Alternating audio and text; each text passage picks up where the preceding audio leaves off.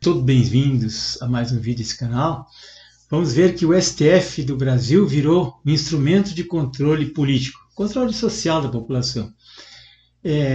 Nessa fotografia da capa aí, a gente vê várias pessoas, né? São exilados políticos, né? Oswaldo Eustáquio, Alan dos Santos, o Frutuoso, ali uma senhora grávida que estava presa, uma série de pessoas que com muita coragem enfrentam a situação inusitada e sem perspectivas de luz no fim do túnel. Então, nós temos uma justiça aparelhada que tem uma função de fazer o protagonismo do controle social, da censura, controle político da população. E eles escolhem o presidente, eles escolhem ministros, comandantes de forças armadas, chefe da Polícia Federal, toda a burocracia estatal, enfim. E 99% das pessoas, eu acho que não tem a mínima noção da situação real do Brasil hoje. E quem está no poder, como eles chegaram lá, e lá ficarão eternamente, 30, 40 anos até morrer. Foram mais de 60 milhões de pessoas acéfalas, ignorantes, ou iludidas, ou desconectadas da realidade, e foram às urnas para eleger o mesmo corrupto, o mesmo cara comunista que destruiu a nação, colocou seus postes lá para roerem, comerem o país e destruir a cultura, destruir a educação, destruir o emprego, a infraestrutura do país. Nem água encanada as pessoas não tinham. O futuro de milhões de crianças e jovens, que muitos até podem fazer uma faculdade, mas depois vão fazer o quê? Vão trabalhar de Uber? Vão trabalhar na informalidade ou num balcão de loja, porque não tem emprego. O país a cada dia está mais desindustrializado, perdendo sua infraestrutura. Então, é uma coisa igual a Cuba, né? Cuba, o pessoal se forma e vai embora, porque lá você vê um médico trabalhando de barbeiro, um engenheiro trabalhando na feira vendendo fruta, lá o administrador trabalhando de Uber e assim vai. Uma ilha pequenininha que não tem empregos. Então, qual é a minha preocupação com isso aqui, meu pessoal? É com o futuro dessa geração que hoje tem de 0 a 10 anos de idade, que eles vão sofrer 20, 30, 40 anos de atraso, de roubalheira, de corrupção, de socialismo. E aqui vai acontecer tudo, como aconteceu no Uruguai, em outros lugares: liberação de drogas, ideologia de gênero, desarmamento, o ensino cada vez mais pífio, Paulo Freire, desemprego, ditadura, censura, perseguições de dissidentes políticos, tudo. Então, tudo um futuro zero, um futuro sem perspectiva para as pessoas. Então, mas antes disso, pessoal, peço a todos que se inscrevam no canal, aqueles que não forem inscritos ainda, que ali tem 900 e tantos vídeos, com filmes, com livros, literatura, que são indicados para que as pessoas possam interagir, possam aprender alguma coisa, possam perder o medo e se situar no tempo, no espaço, para ver o que está acontecendo. Porque as pessoas estão preocupadas em pagar o boleto, preocupadas com outras coisas e não estão vendo que nós estamos sendo, assim, passados na máquina de moer carne. Então, meus amigos, essas pessoas que eu coloquei aí, alguns exemplos, elas são perseguidas por quê? Porque elas têm uma coragem acima da média, uma coragem, assim, incrível.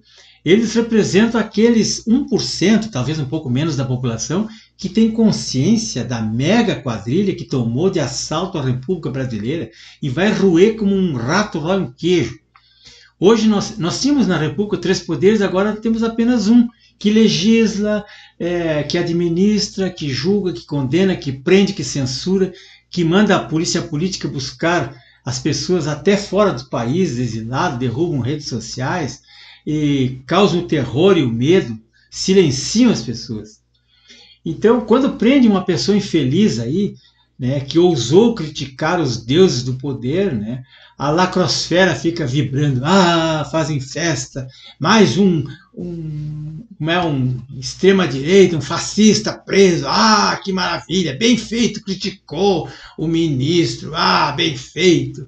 Então, essa gente, eles não têm virtude, são gente desqualificada, são assim uma dissonância cognitiva absoluta, são zumbis, escravos que querem lamber bota de tiranos a vida inteira. Enquanto existir esse tipo de pessoas que não conseguem ler e nem entender o que leu, não haverá liberdade nem democracia em lugar nenhum. Por falar nisso, pessoal, vou ler um texto para vocês aqui do falecido professor Olavo de Carvalho.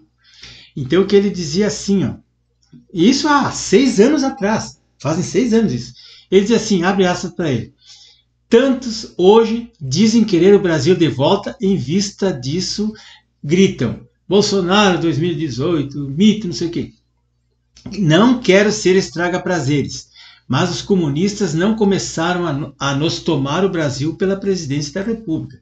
Tomaram primeiro as universidades, depois a Igreja Católica e várias das protestantes, depois tomaram os sindicatos, especialmente de funcionários públicos, depois a grande mídia, depois o sistema educacional de ensino, que é o MEC, né? Depois o sistema judiciário, depois os partidos políticos todos, que agora são quase 40, né? Tudo de esquerda. Por fim, depois de 40 anos de esforço, a cereja do bolo, a presidência da República. Foi o que o Lula fez em 2002. Ele conseguiu chegar lá, empurrado pela sua militância. Vocês acham que realmente, que tomando a cereja do bolo, o bolo inteiro virá junto? Está se referindo à presidência da República. Então, esse texto é de meditar, para a gente ver que ele tinha razão, conhecimento, ele tinha... Isso aqui não é uma profecia, isso é uma realidade lógica, evidente que ia ser isso. Então, pessoal, infelizmente agora nós temos pessoas lutando aí, como a Carla Zambelli e mais meia dúzia de lutadores, mas eles não vão conseguir derrotar o dragão. Eles já chegaram num ponto que eles já estão com a cabeça a prêmio. Assim como o Daltan Dallagnol e outros aí, Daniel Silveira e outros, eles vão acabar derrotados.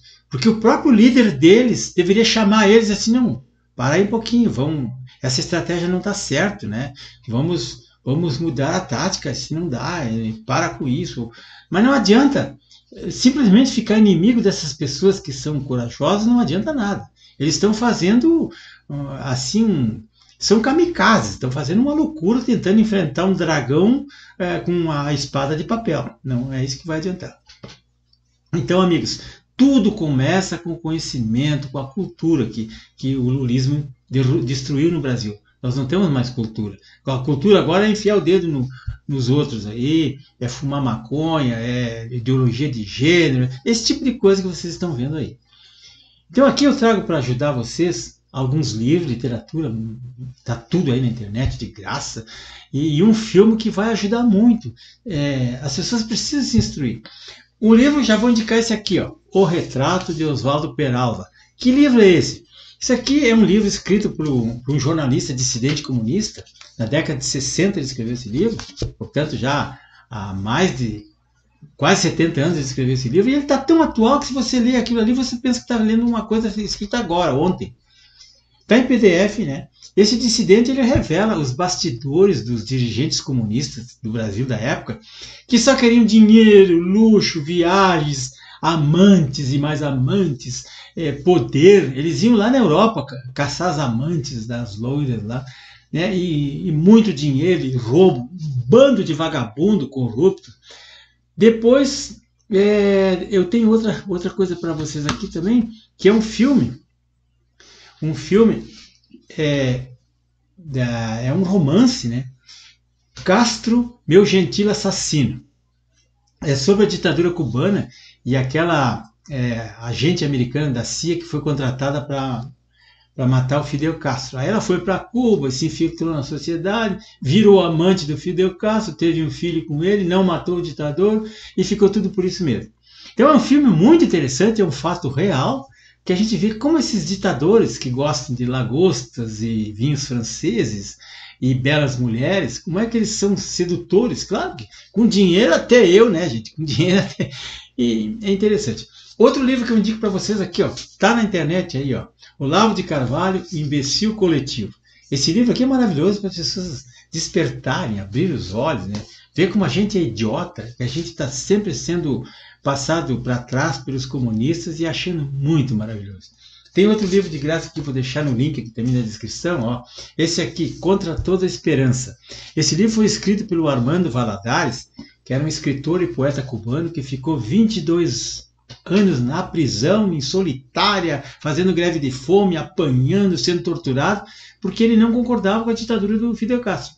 E ele escrevia as cartas para fora da cadeia e os livros, pegando um palito de dente, furando as veias do seu próprio corpo e escrevendo em papeizinhos e casca de pau, escrevendo os poemas, os recados dele e tirando para fora da cadeia através do lixo. Então ele foi se comunicando com o mundo e ele nunca se entregou. Ele ficou paraplégico dentro da cadeia, porque deu uma doença na coluna dele, porque ele passava muitos, até meses sem comer, em greve de fome, aí atacou a medula dele, ele ficou sem mobilidade nas pernas, que nem o Oswaldo Eustáquio está, que agora parece que está melhor. Então isso aí é muito grave. É muito interessante isso, porque é a literatura que conta a história do comunismo no mundo, e que 99% das pessoas não se antenaram, não se ligaram, não acordaram para isso.